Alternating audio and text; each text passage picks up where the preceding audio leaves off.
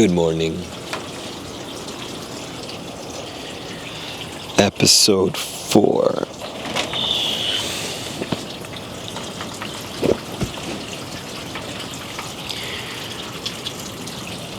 Episode 4 of the Hammock Logs.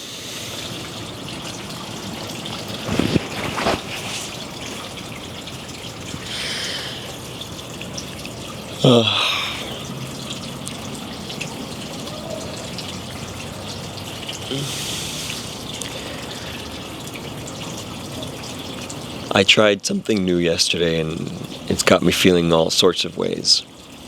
I went to the dentist and I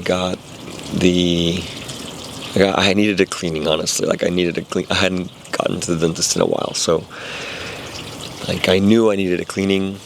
I knew I needed a deep cleaning. And so I told the dentist, yeah, sorry, my teeth, I know I got some gunk in the gums and stuff. And anyway, she talked to the hygienist and they came up with a plan. And basically, instead of a regular cleaning, they gave me they separated my dental, my hygiene work into two. So I have to go again next week. So two rounds. And yesterday, there's amazing dentists. I'd never been to this dentist, and it was so nice. One thing that I love about this dentist, actually many things that I love about this dentist are, one, it's an all-women team, which for some reason just feels so normal, so natural for dental work for some reason. It feels like women have the care and the dexterity and just the patience and all the other things for dental work. It's just an all-woman team, count me in. So I like that. And then also their room was really nicely set up, with nice music, and they did the thing where how on the dentist chair you're kind of uncomfortable, so they had a little not display, but it was a picture, a lit up picture on the ceiling. That was really good touch, nice touch. And so I got there and I was just having a good time with the assistant, and just kind of regular banter and everything. And then she was I sat down in the chair and I was okay, this is a nice chair. And then she kind of noticed that I was a little cold, so she gave me a blanket. And then she was oh, do you also want a warm pillow? I was yeah, I want a warm pillow. So she gave me a warm pillow. And then as I waited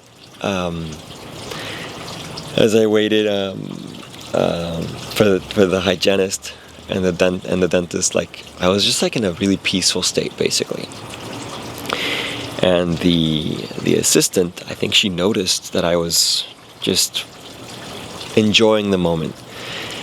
And I don't know if this is standard practice or not, but she was also do you want some headphones? Do you want some headphones? I was nah. I was I was so about the headphones, but and then she told me, do you want some nitrous? You're gonna love it. And I was is she joking or is she serious? I couldn't really tell. And then nitrous is something that's always been a little bit scary for me, because whenever I've been at festivals and I see people with the whippets, or I see people with the balloons and they're just being silly with the balloons, to me it just seems, I don't know, silly. It doesn't, if I'm gonna alter my mind, I've always said to myself, yeah, I'm gonna alter my mind, I want it to be purposeful mind altering. Oh my god, I forgot to stretch. Ooh, that's good.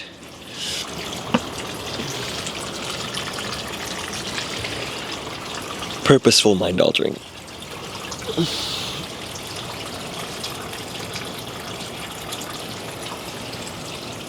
And the whippets just always felt kind of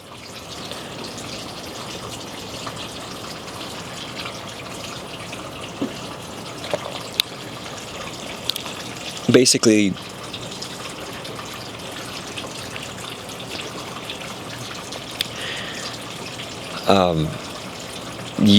no, I don't want to say useless, because I know they have a use. They make people feel light and like giddy and happy and silly. Anyway, I don't want to judge the whippets. Cool whippets. I personally wasn't attracted to them, and then when I talked to people, like my friends who had tried them, they were like, yeah, like it's not really that crazy, you know, like not a must try kind of thing.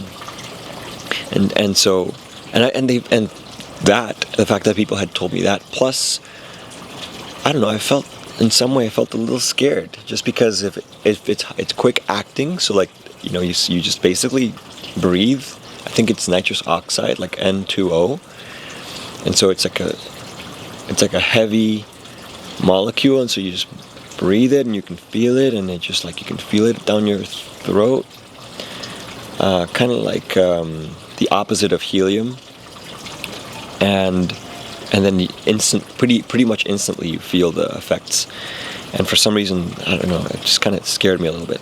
And so I was like, yeah, I mean, I'm down to try the nitrous. And then the hygienist, the assistant, the dentist, all of them were like, yeah, I mean, the nitrous is where it's at. And I think it's because they knew that they had to go a little extra on me, and they needed me to be like sedated, basically. And so they know that for them it's way better, and for the patients too, when the patient is not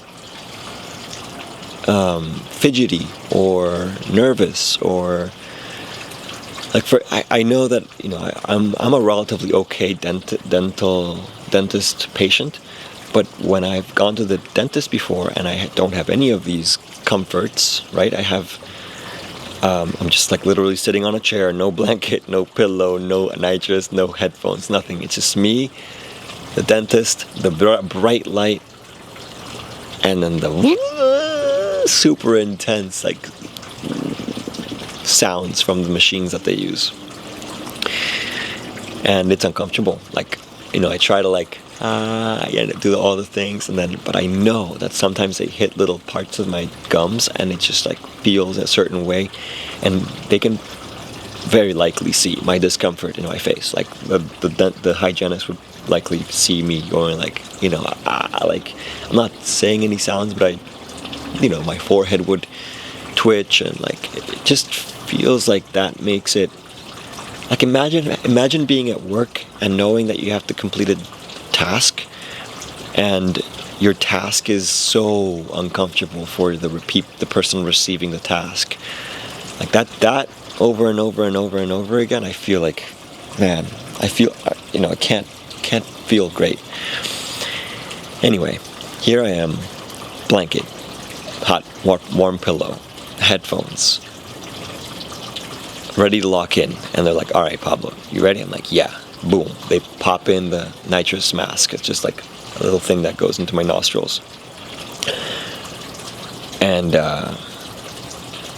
she's like, all right, I'm going to start you off on level 3. I'm like, I don't know what that means, sure. And, I start to feel a little calmer, and I start to talk to the hygienist. Well, first of all, when they put the headphones on, I had at this point I had actually asked no headphones. Like, I just didn't really think about the headphones too much, and then I went into this deeper relaxation. My heart rate, I was nervous, so like I could feel my heart strongly,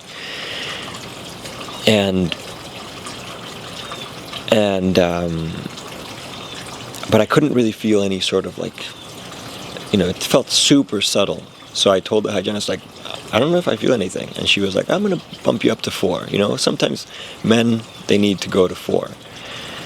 And I was like, all right. She bumped it up to 4. And my eyes are closed, and like I have the headphones.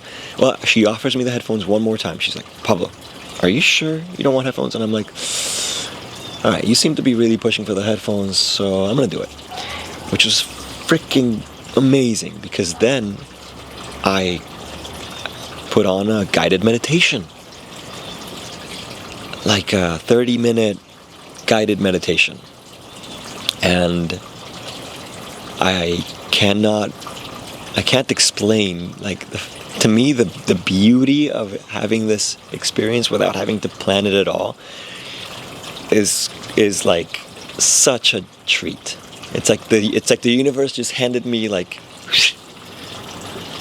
the most delicious treat. The combination of, I went in because I called like 2 days ago. I need some dental work. Can you fit me in? They're like, yeah, we can fit you in this day.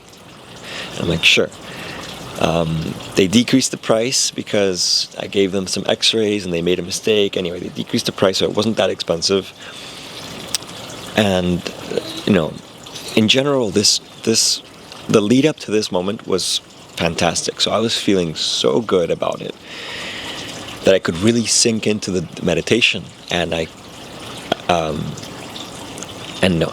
level 4 nitrous, I started to feel the effects of the nitrous, and it was kind of wild, like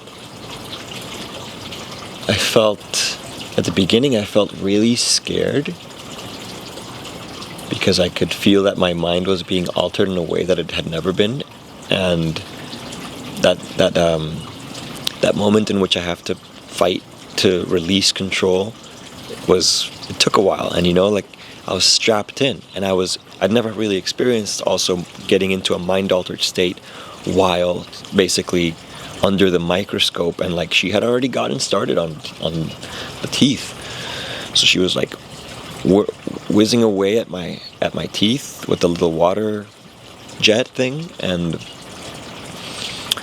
my heart started to race, and the meditation started, and I kind of, for like maybe 2 or 3 minutes, I was like really in my head, like talking to myself, like, okay, like this is happening, this is real life, like you're strapped in, you can't, and then you kind of find that possibility that you freak out and you get a panic attack.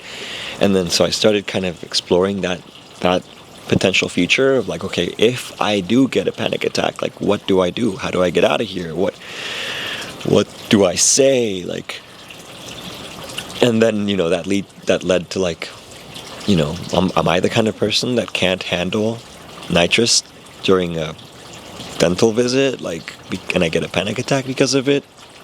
Self-doubt. And then let me see if I can pinpoint the exact moment.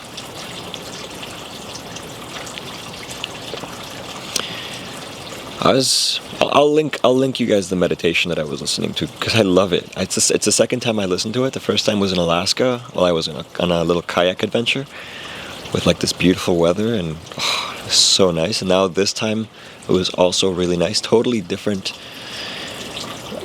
environments, and it was phenomenal. Let me see if I can remember the moment that everything kind of shifted. Okay, yeah. Okay, I remember there was some dizziness involved, so I think that was part of the panic. It's like, like I'm feeling dizzy, and I had my eyes closed, and I remember I would have to open them every once in a while to just like rebalance myself. And then I started to focus on the idea of sensation, and I think yes, that's exactly what happened. Once I realized that I was dizzy because I felt like a part of the world was spinning, and I could rationalize the fact that was an illusion because I was in a chair, grounded, not moving at all, but I was feeling that. Once I made that connection, and in my mind-altered state, I realized that I was feeling certain things that weren't real, like the room spinning. Then I just took that same concept and I translated it over to the panic and the anxiety. It's like, these aren't real feelings, these are just illusions of some sort. Like, it's basically me freaking out because something is different about the way that I'm sensing the world, and I just need to relax into it, and I think it'll go away, kind of thing. And so I started to breathe, eyes closed, meditation, and then I reached this point of absolute bliss, meditative bliss, where I could feel the hygienist. I think it was really cool that it was during the obviously, like, I've had visits to the hygienist before, so like I know what those have been like in the past, and I can compare to what they were yesterday, what that experience was yesterday.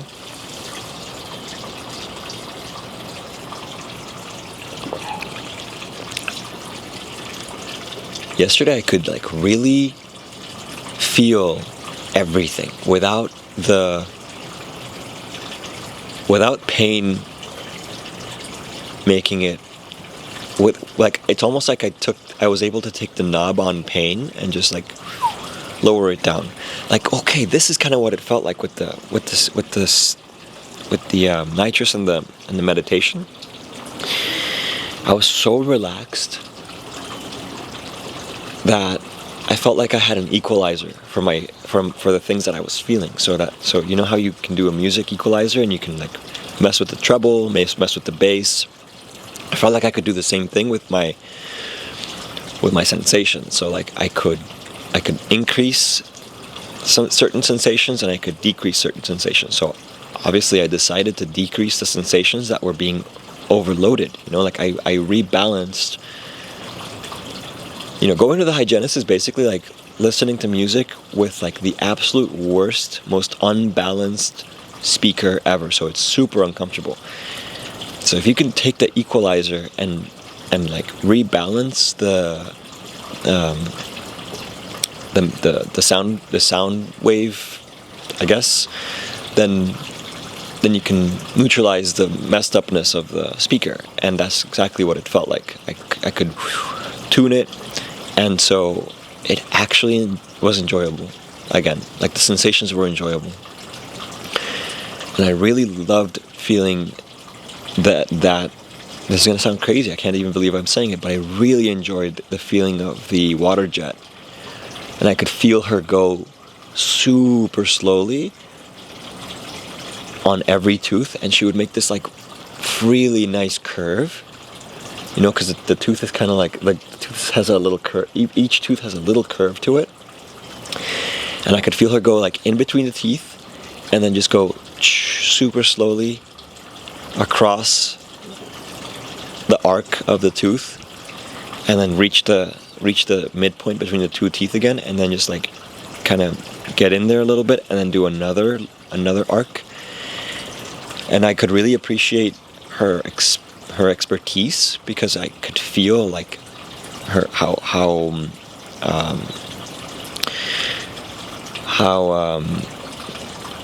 what's the word? How precise her movements were. I'd never really thought about how precise hygienist movements have to be, because they're using a really high-powered tool, and they have to they could mess some stuff up if they're not very careful. And she was phenomenal. Shout out to my dental hygienist Erin.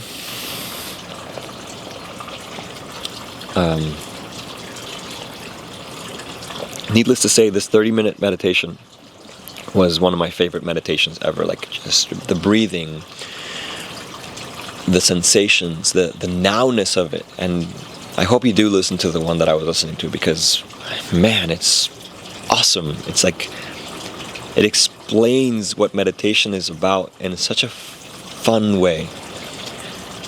it's not really telling you what to do. I mean, sometimes it does tell you what to do, but it's mainly explaining like the deeper senses that cultivate a desire for meditation if you don't have a meditative practice. And I think that's, at least for me, like I'd rather start with guided meditations that are about that instead of like, close your eyes, lean back, or stand straight, or breathe in and breathe out and inhale, and like the whole concept of like trying to get rid of the thoughts because the thoughts are in the way of what you really are. Those are cool too, imagining the thoughts as clouds, and then the space that you want to be in, the area between the clouds, and those are wonderful guided meditations too.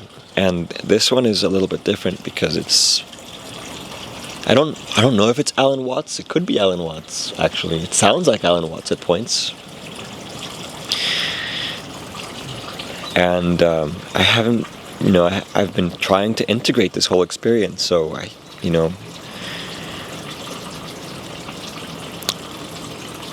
it shifted something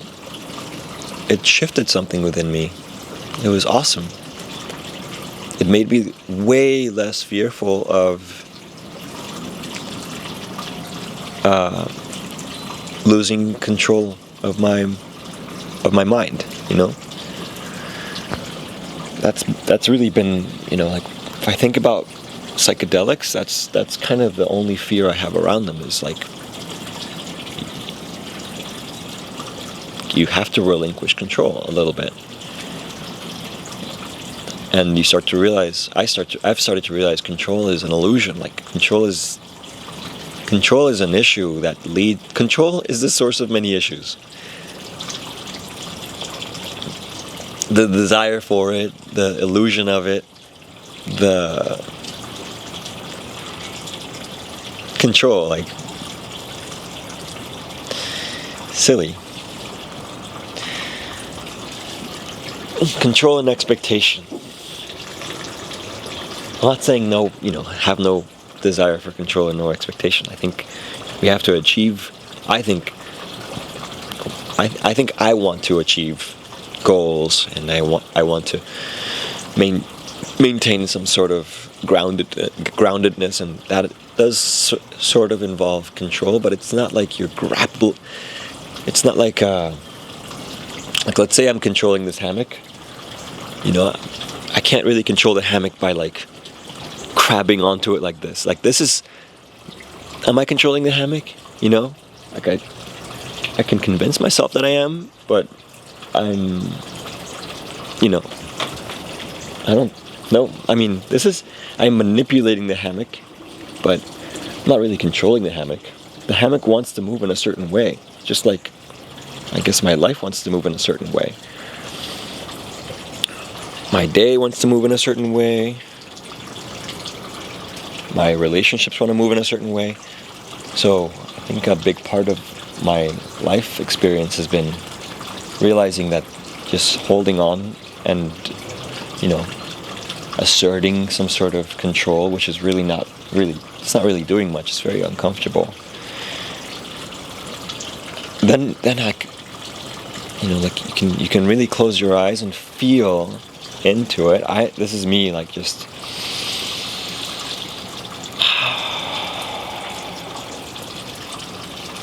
coming into tune with the hammock, and I realize that it wants to move this way, and then I just dance with it, and it interacts with me, like I can feel that I'm somehow making an adjustment to myself that works with the hammock. And then if I really wanted to just like crank it up, I can feel into this movement of the hammock and give it a big push, and it's like, whoa. And then I just realized, am I controlling the hammock, or is the hammock controlling me? I don't know. I genuinely don't know, because I'm not thinking about the movements I'm making. I definitely am not. I mean, yes, no, I'm not. I don't have to. It's like breathing. This is like breathing. Being on a swing. Are you controlling the swing, or is the swing controlling you? That's the sweet spot, I think. Yeah. Are you controlling life, or is life controlling you? If I can balance that, I know I'll be happy. And the trick is listening. Listening to how my environment is responding to me, and like letting go. Like, I don't need to hold on to anything. That's pretty cool too. I'm just adjusting my weight back and forth.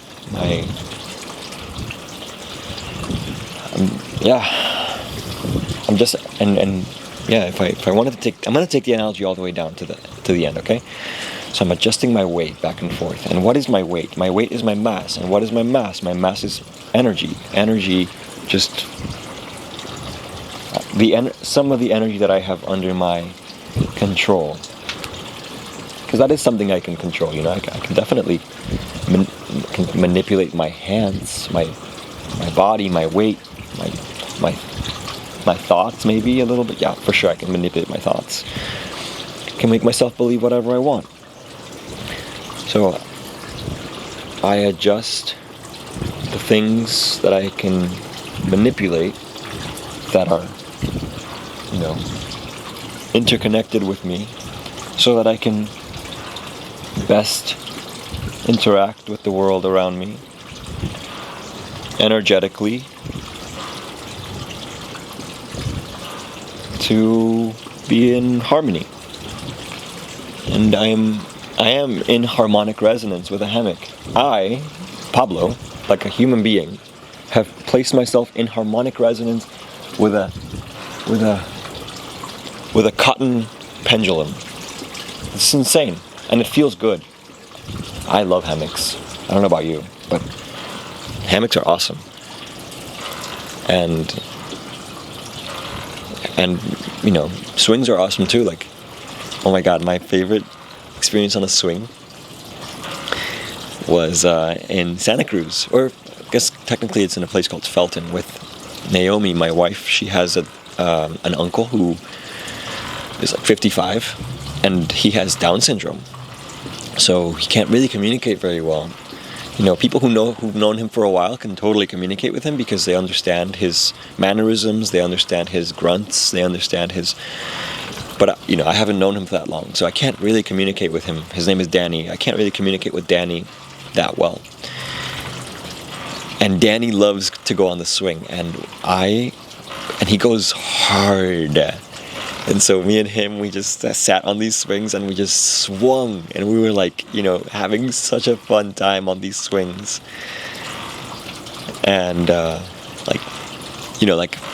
we're talking like, yeah, this is like at a children's park, so it's not like the swings were too dramatic, but we were reaching I think our swing was maybe, it wasn't a full 180 degrees, but it was like 160. Like, we were very close to just going like full swings, and it was a blast. So that's kind of fun to acknowledge too, the fact that Danny, who is his mind is less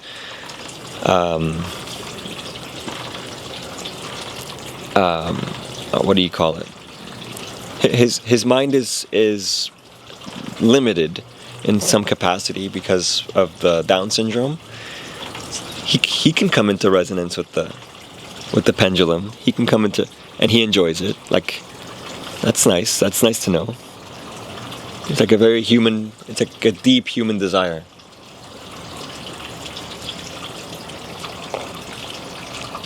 I think like primates do that. At some point, if you reduce the anyway, I don't want to talk about like a dog. I was imagining like a dog coming into resonance, but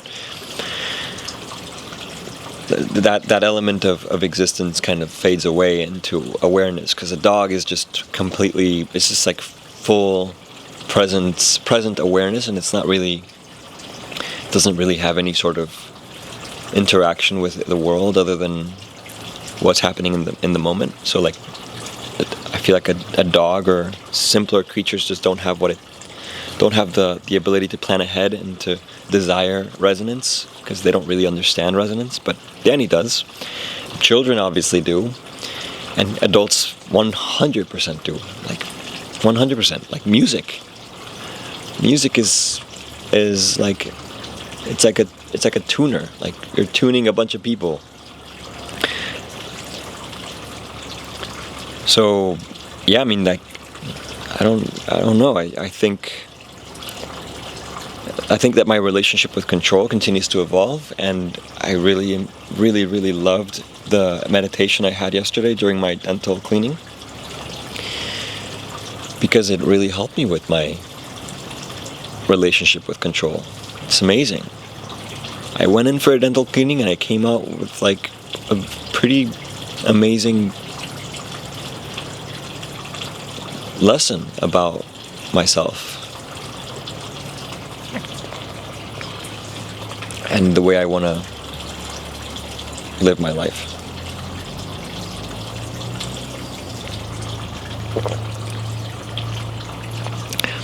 Like, loosen the grip, you know? Loosen the grip. The grip is silly. Like, it's unnecessary. It's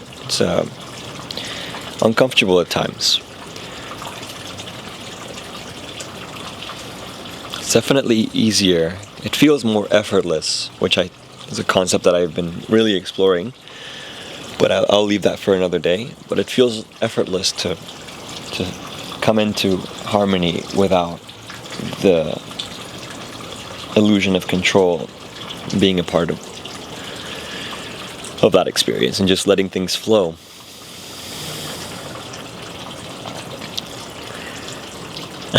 So yeah, I mean, that's kind of the story of the hammock log this morning. I feel like yesterday I came into full harmony with my dental cleaning. Yeah, I can definitely say that.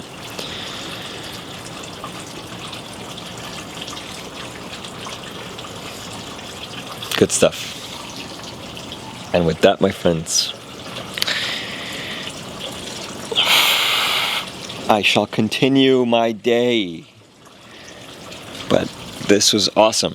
Thank you for joining.